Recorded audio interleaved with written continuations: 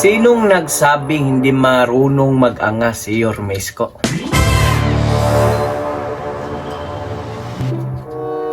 Walang mali po na nagiging tama. Pag mali, mali. Pag tama, tama.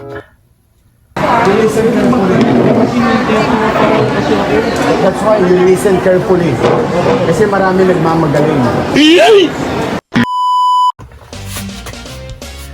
Yo, what's up, happy people? Durity on the moves. Kumusta na po kayo, mga kuys, mga gayas? Isang mapagpalang araw po sa ating lahat, mga kuys, mga gayas, no? For today's video, mga kuys, mga gayas, sinong nagsabing hindi marunong mag-angas si Yormesko? Walang mali po na nagiging tama. Pag mali, mali. Pag tama, tama. Marami pong nagsasabi na hindi po marunong magalit o mag-angas po ni Yormesko. Nagkakamali po kayo, mga kuys, mga gayas. Dahil kung Iskonians kayo, kung talagang tunay na po kayong nakasubaybay kay Yormesko, I think wala na po kayong dapat itanong. Dahil po, pag si Yormesko po, may prinsipyo. Pag tama, tama ka. Pag mali, mali ka. Wala pong mali na nagiging tama. Yan po ang tandaan nyo, mga kuys, mga gayas. No? So for today's video, mga kuys, yan po ang mapapanood natin, mga kuys, mga gayas. Disclaimers po. Hindi po ito bagong video. Binalikan na po natin kung paano po magtrabaho si Yormesko bilang isang public servant, mga kuys, mga guys. No, na talagang balanse po talaga. Ayaw niya yung may ng lamang ng tao, maiiwan. Kaya gusto ni Yormesko po yung pantay-pantay talaga. Lahat.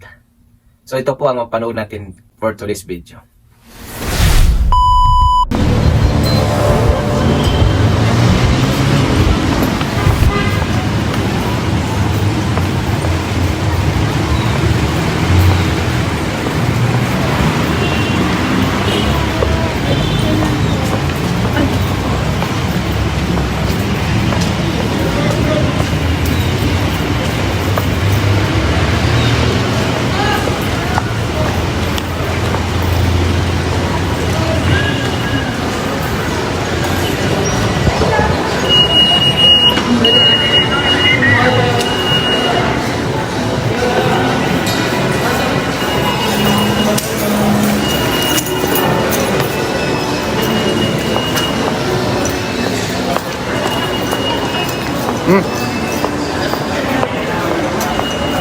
Ito.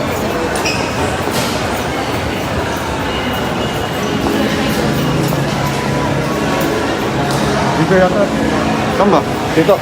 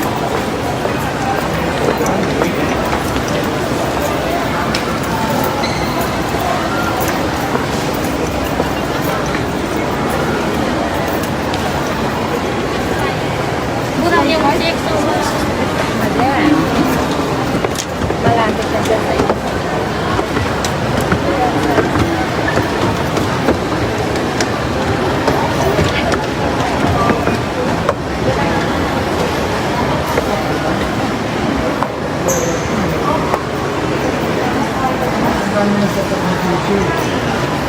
Ang sila lang eh. Reklamo.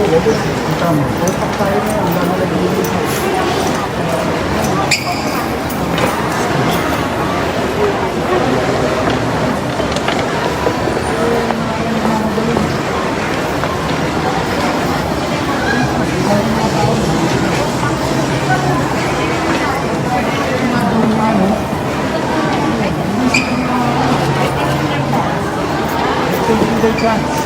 Kaya mo naman, sir. Hindi ba naawa sa tao?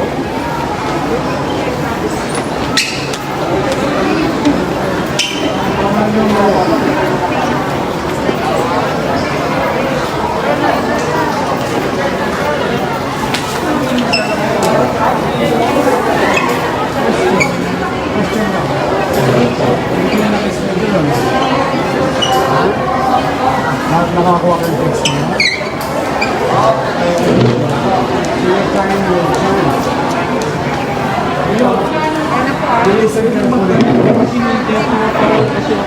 That's why you listen carefully. Kasi marami nagmamagaling. That's why you listen carefully, guys.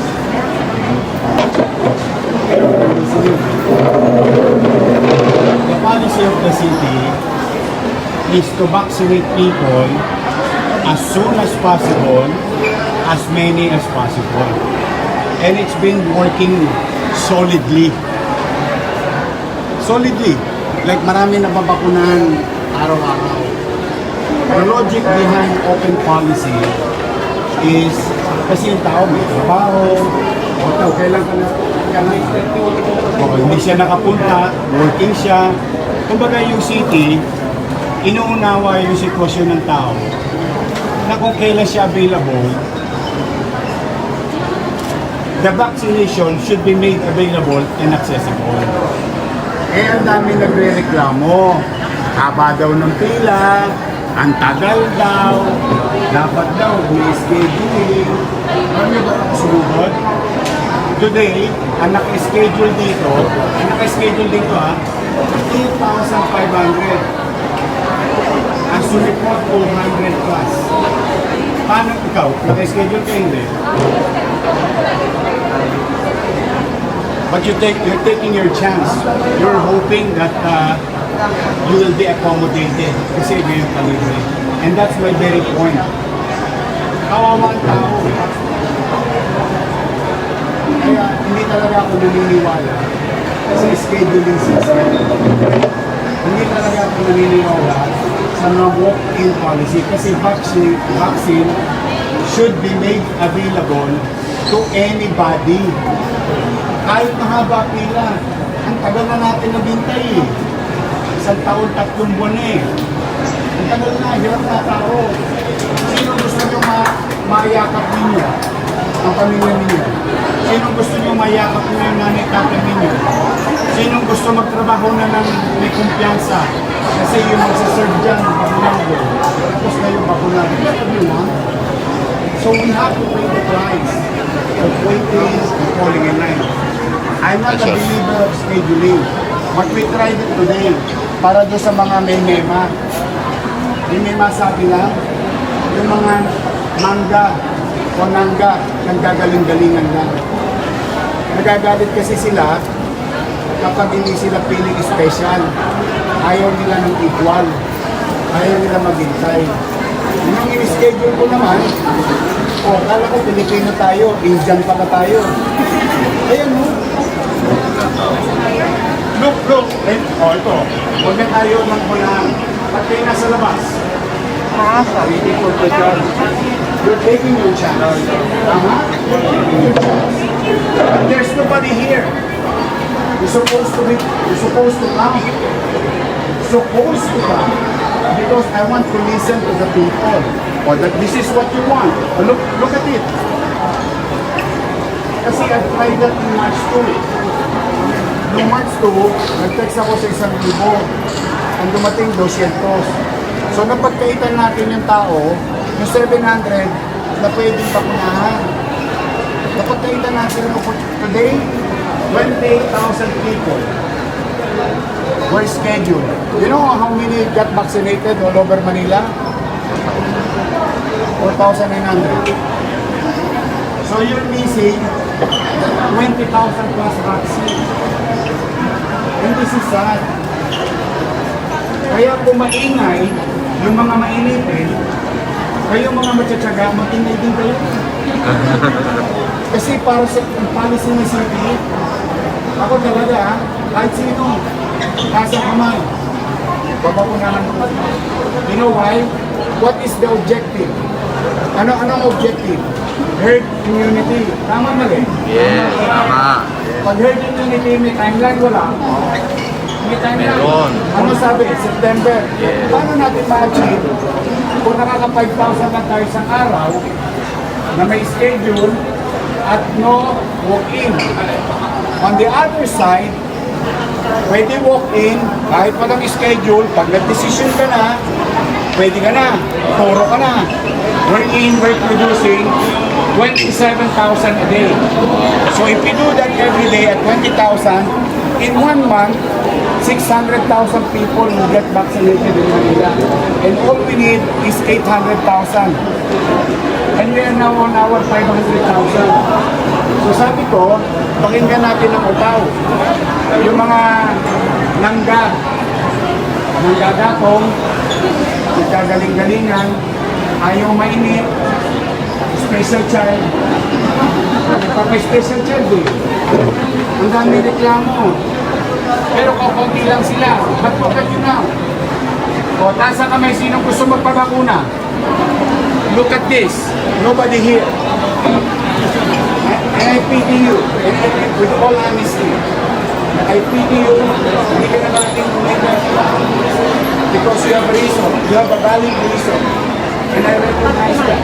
Sa hirap ng buhay ngayon, ayaw umarset ng tao. Kasi sayang ang kita.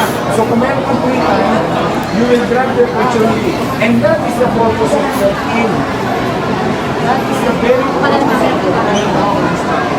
Yakapin, ang dapat yakapin sa lalong magaling panahon. Kaya ako sumugod dito kasi kanina pa ako nagmo-monitor, 22 sites nilalangaw. Meron kami isang site, 1,000 na tinex. Alam nyo, kaninang 3:30, ilan na nabakunahan? 49.